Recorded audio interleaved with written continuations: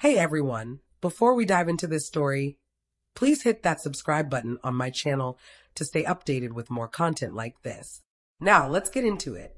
My nephew, my brother's kid, tossed my birthday cake onto the floor and shouted, "Lick it up from there." I stayed silent. Later that night, my mom sent a message. "We're cutting you off completely. Don't come back." My brother gave it a thumbs up. I shot back, taking my name off every loan tomorrow. By midnight, my phone was blowing up, 53 missed calls. I'm Alex, 33, the older brother, a long-haul trucker who can name every diner along I-80 by the scent of their grease. I sleep in my rig more than a real bed, always with a thermos of dark coffee, a tattered road atlas in the glove box, and a small notebook for jotting down miles, fuel, and reminders like call tire shop in Omaha. In my family, I'm the doer, the problem solver, the guy with broad shoulders. Sounds nice until you realize it means pack horse. Mom says I came out of the womb serious. Dad used to boast I could back a trailer into a spot no bigger than a mailbox. My younger brother, Ethan, is the opposite. Flashy, loud, can't stand dull moments. He creates chaos and spins it into charming tales. People eat it up. Mom calls him the golden child. I'm the backdrop. If a couch needs moving, I move it. If a bill needs a signature, it's mine. This year, my birthday fell on a Saturday during a 34-hour break, so Mom said, "Come rest at home, sweetheart." That meant driving to the suburbs instead of crashing in my bunk. I didn't protest.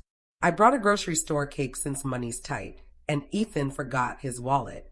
I also grabbed paper plates because I'm always the one remembering what others overlook. The house smelled of lemon polish and roasted chicken. A balloon-patterned plastic cloth was taped to the dining table. Ethan showed up late, sporting sunglasses indoors, carrying nothing but a story about schmoozing at a bar. His 5-year-old, Max, zoomed around in dinosaur socks I got him last Christmas. He adores them. We sang. I blew out candles, sliced the cake, and passed out plates. The last piece, with my name in blue icing, went to Max. "Happy birthday, buddy," I said. He glanced at Ethan, who smirked. Max grabbed the plate, flipped it like a frisbee, and let the cake splatter, frosting on the tiles, my boot, the dog's fur. Max giggled. Ethan roared with laughter. "Eat it off the floor." Max chirped, proud, like he'd nailed a punchline. I stayed quiet, staring at the mess. Mom gasped, then let out her nervous chuckle to avoid a scene. Dad muttered something meaningless. Ethan shrugged. "Chill, it's a joke." It wasn't the cake. It was the green light in Ethan's eyes, the same glint I've seen when he asks for small favors that become monthly payments. I grabbed paper towels, knelt, and wiped the floor. The dog tried to lick the mess. I cleaned my boot, stood, washed my hands, and said, "It's okay." Ethan grinned at Max. "See? Uncle Alex is cool with it." Everyone moved on to chicken and mashed potatoes, casual chatter, but something in me shifted, like a gear locking into place. As I put on my jacket to leave, Max waved. "Bye, Uncle." His eyes said sorry. He's 5. He parrots what he hears. "It's okay," I repeated, the words tasting like rust. I drove back to the city, sugar drying on my boot, parked my rig at the lot, and climbed into the cab. Sitting on the bunk's edge, I studied my steady hands. The cab was still, smelling of diesel, stale coffee, and the pine air freshener I keep because it reminds me of childhood road trips with Dad, engine humming, windows cracked. After a shower at the terminal and microwaved ramen in the lounge, I didn't expect Mom's text, formal like a corporate email. "We're done with you. Stay gone." I didn't expect Ethan's heart emoji seal of approval. I didn't know my response would set the family chat ablaze. All I knew was the floor was clean, and I was tired of being the rag. People crave the big finale, the viral screenshot, the zinger, the blowout. But it's never one explosion. It's years of tiny cracks. I started driving at 21, local routes. By 25, I was long-hauling, miles ticking like a metronome. The pay isn't Hollywood cash, but it's reliable. You learn to balance numbers, fuel per mile, occasional motels, repairs, tires, grown-up stuff. The kind I like. Ethan despised routine. He jumped from one venture to another, a smoothie van, a t-shirt hustle, Some crypto scheme that swallowed his rent. Mom called them dreams. Dad called them slumps. I called them my burden. The second someone said, "Your credit's solid," it started. First, Ethan's car. No down payment, bad history. Dealer needed a cosigner. Mom called me at 6 a.m. outside a Des Moines warehouse. Neon vest on, styrofoam cup in hand. "Just sign. He'll pay," she said. I was 26, half awake, and signed. Ethan missed the second payment. The bank called me. I paid to protect my credit. Then a business card for gas and supplies. Ethan said, "I've got it." He didn't. Late fees piled up. I didn't see statements until they were screaming red. Mom cried, "We'll fix it." Nothing got fixed. I tried removing my name. Couldn't, it was joint. I locked the card to new charges and started paying it down while Ethan mumbled about being between deposits. Then Dad's knee surgery needed a deposit, urgent. I don't regret that one. I wired the money. Dad teared up. "You saved me, son." But years later, when I mention debts, someone says, "After all we've done for you," and I wonder what all means beyond food, school, and shouts to mow the lawn. By 30, my name was tied to three things. Ethan's car loan, refinance once to lower his payments, I still covered. A store card he opened in my name for a TV deal at Mom's house where I don't live, and a credit line for t-shirt inventory that never sold. Meanwhile, I drove through storms, steep grades, napped in lots between reefer alarms, learned which truck stops had clean showers. I missed birthdays, holidays, freight doesn't care. When I showed up, I brought good meat, a cake, fixed Mom's creaky door, changed a bulb, let Ethan talk over me. Same script. I provide. He shines. Mom glows at his sparkle. Every request came wrapped in a bow. It's temporary. You're the only one we trust. The bow unraveled when I said no. I rarely did. When I tried, Mom clutched her chest like my refusal cracked a bone. "Family helps family," she'd say, meaning I pushed the boulder uphill while Ethan coasted behind. The year before the cake, Ethan's smoothie truck reboot needed a permit fee he forgot. Penalties hit. He called at 10:08 a.m. while I was parked in Bakersfield, reefer humming, hours of service clock ticking. "Bro, I need $1,200 by morning or they cancel my spot. I'll pay Friday." I said, "I'm in Wyoming Friday, no service." He said, "Use the card, I'll handle it." The card was joint. There was no handle. I heard the future in his voice. I sent the money. Friday passed. The next Friday passed. The penalty hit anyway. He was already late when he called. Max was born in that chaos. I held him in the hospital while Ethan filmed for Instagram, panning to me. "This guy'll teach you to change a tire." I smiled, swallowing the truth. This guy pays for the tires you blow. As Max grew, Ethan's bills did too. Fancy strollers, gaming chairs, business phones. He'd slip, put it on our card, like my name wasn't chained to his whims. I'd push back, he'd sulk, Mom would call. "Please, Alex, he's trying." You know how he is. I know exactly how he is. A guy who treats effort like cash and expects change. The small stings added up. Ethan joking at dinner about Alex and his spreadsheets. Mom chuckling. He loves his lists. The time he borrowed my GPS, returned it sticky with soda. The time he used my fuel card, triggering a fraud alert at 3 a.m., leaving me explaining to dispatch why my card pinged a town I wasn't in. I started logging every request. April 4th, $250 permit fee. May 19th, $480 inventory crisis. June 2nd, $90 Max's meds. That one I sent without question. June 30th, $310, I'll Venmo tonight. He didn't. Numbers don't feel, but mine started to weigh like stones. On the road, you notice small warnings, a hum before a tire blows, a whiff before a belt breaks. Families have warnings too. The cake wasn't the break, it was the alarm test. We all heard it, kept eating chicken like nothing was smoldering. That night, parked at the lot, my phone pinged at 9:47 p.m. Mom's text hit like a court order. "We're cutting all ties. Stay gone forever." Ethan's heart emoji sealed it. I typed, deleted, typed again.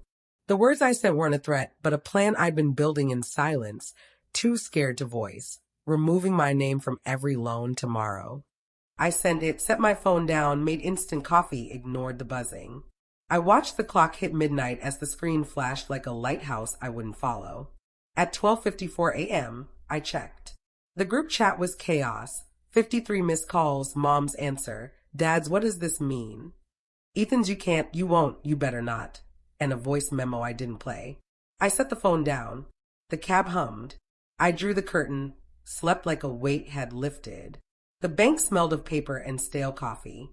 At 8:59 a.m., I walked in with my folder, built on truck stop breaks, printouts, contract numbers, policies I'd studied. I asked for a specialist. Carla sat me down. How can I help? I need to remove my name wherever the policy allows. Co-signer, guarantor, joint. She nodded. We'll go step by step. Car loan. I could request removal, but Ethan needed to qualify a loan or find another co-signer. Credit line. I could revoke my guarantee with notice, triggering a review and freezing increases. Store card. I could close it to new charges, set a payoff plan. I signed, initialed. Carla stamped. Each stamp clicked like a lock. My phone buzzed relentlessly. I ignored it. Carla handed me copies. You're doing the right thing, she said, her voice steady like a seasoned road. I left and drove to my parents' house, knowing the drama would be waiting. Mom's car, Dad's truck, Ethan's hatchback with a ticket under the wiper. Mom opened the door before I knocked. In the living room, the TV was off, rare. Dad sat tense. Ethan paced, phone in hand like a grenade. Explain, Mom demanded.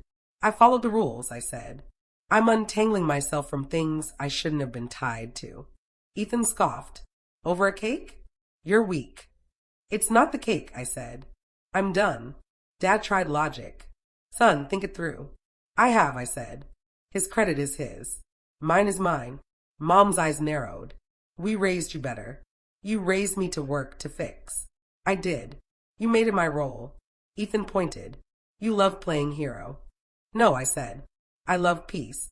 Helping was the only way to get it. He stepped closer. Undo it.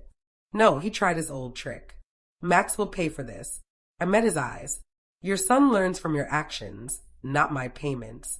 Silence hung heavy. You could hear the clock, the fridge, a car outside. Mom went for the kill. Leave, and you're not welcome back. I took a breath, voice steady like backing a rig in a storm. You told me last night to stay gone. That was emotion. You knew what I meant, she snapped. I believe what you wrote, I said. Ethan waved his phone. Think anyone's cheering for you? Alex finally said no. You'll crawl back.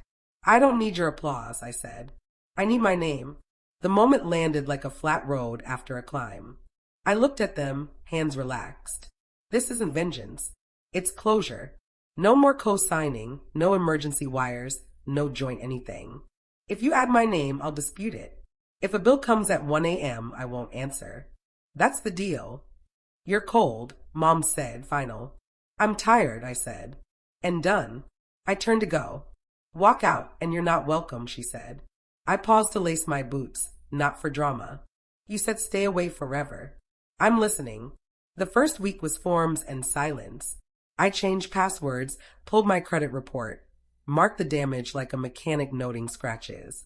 I made calls on breaks, fax forms at truck stops with ancient machines, learned the worst hold music, store card, hands down. I kept driving. Freight doesn't wait for emotions. Mom's text came in waves. Day 1, you're wrong. Day 2, apologize, we'll fix it. Day 3, Max cried for you. Day 4, a photo of Max with a crayon truck drawing yours. Day 5, call now. Day 6, your dad can't sleep. Day 7, nothing. Ethan mixed threats and jabs. Bank says you can't, bro. Be real, call. Max thinks you hate him. You owe us, LOL. You'll cave. A 2:11 a.m. voice memo came while I drove 7, wipers slapping. I didn't listen, knew his tone, smug, hurt, smug. Dad called from an unknown number. I let it go to voicemail at a Love's Fuel pump. His voice was gravelly. Alex, I don't know what to say. Your mom's well. I get it more than you think. Don't let it go too far. He hung up fast. Work felt lighter. My cab felt roomier. I wiped the dash clean, made my bunk with tight corners, ate better, eggs at dawn, a Nebraska salad that didn't feel like a chore. I slept over 5 hours. My logbook steadied. On a Cheyenne reset, I sat at a truck stop counter, meatloaf in front of me, a waitress calling everyone honey. An old driver in a worn cap asked about my rig. We swapped stories about gear ratios and passes, human talk with no strings. Midweek, Carla called. Store cards locked to new charges, here's the payoff. Credit line guarantees off, under review. Car loan, 30 days for Ethan to qualify or find a co-signer. Thanks, I said, meaning it. That night, Mom sent a lecture about wolves and loyalty. You don't. Abandon family in the cold. I typed, deleted, settled on. Love doesn't mean debt. I won't carry yours. Sent. A new quiet followed, the kind where you hear your own pulse. I filled it with small choices, a weekend run skipped, a solid lock for my apartment door since I'd actually be there, a cheap gym with good showers. Ethan showed up once, buzzing until a neighbor let him in, knocking like he owned the place. I opened the door, chain on. Let me in, he said. We can talk like this, I said. He smirked. A chain stops family? Stops you. He rolled his eyes. Car's up in 2 weeks. Repo ruined me. Pride. Get a cheaper car, I said. Bus. Work local. I have a kid, he said, like a checkmate. So did Dad, I said. He worked, didn't put Grandpa on his cards. His face twitched. One last cosign, he pleaded, half laughing. No, say it nicer. I won't, and I won't repeat why. He leaned close. You'll regret this. I didn't blink. Better than being a wallet. He laughed, empty, called me something petty, and left. Footsteps like a teenager sneaking out. 2 days later, Dad texted, proud. Don't tell Mom. I stared, wrote, thanks. He sent a thumbs up. Small but real in a house where truth gets trimmed for feelings. Notices hit Ethan. He forwarded screenshots. Fix this. I didn't respond. He sent a photo of Max with a I miss you sign. My eyes burned. I set the phone down, said aloud in the cab, I miss you too, buddy. Your dad can fix this. Not me. On my next break, I drove to a lake, sat on a bench. No phone, no alerts. Just ducks and a Saturday free of urgent. I wrote in my notebook, tires next quarter, dentist, a day trip with no miles. Normal, quiet plans. The group chat slowed. A cousin asked, what's up? Mom wrote he ditched us. Ethan liked it, naturally. Abandoned used to scare me. Now it's an empty label. I don't live in Ethan's boxes. I live in a cab with my name on the door. An apartment with a lock that clicks. A month later, Ethan's car loan deadline hit. He texted. They said no, one last chance. I typed, erased, sent. I know you can handle it. Not sarcasm, a handoff. He sent a skull emoji, then silence. Mom sends articles now forgiving sons, prodigals, with notes like, good men don't tally. I don't click. Dad sends 2-word texts, you good? I reply, good. He says, okay. It's not a movie scene, but it's honest. I haven't seen Max. That stings. I bought dinosaur socks on a whim, tucked them in a drawer. I won't send them with a note Ethan could spin. I'm saving them for when Max is old enough for the plain truth. Maybe at a park or a diner booth off the highway. Me with coffee. Him with a milkshake. I'll say, your dad and I grew up in a house where help meant taking someone's consequences. I stopped. I never stopped loving you. Closure isn't a speech or a slam door. It's forms, stamps, a week of saying no that sticks. It's ignoring 1 a.m. texts. It's a lake walk where silence isn't a penalty. I still drive, dock in rain, honk for kids waving from car seats. I keep my notebook, miles, fuel, and a new page. My money's mine. My name's mine. My time's mine. No is enough. The old script said, be useful or be nothing. It gave me tight shoulders and a scared credit score. The new one's clear. Be honest. Pay your bills. Let others pay theirs. If Mom says, we miss you, I'll hear her out. If she says, we're done using you, I'll bring coffee to her table, no grudges. Boundaries aren't walls, they're doors with locks and rules. People can enter if they knock and respect the mat. This isn't revenge. No one's in jail or trending online. It's a trucker unloading a burden that wasn't his. It's choosing clean floors over cruel jokes. It's seeing a 5-year-old mimic a line and deciding the cycle ends with me. I'm Alex, 33, driving a rig with my name on the manifest, hands on the wheel. My phone's quieter, my sleep's deeper, my boots clean. When someone drops my cake, I don't eat it. I buy my own, sit in my cab with black coffee, and savor it as the sun rises over a still, open road.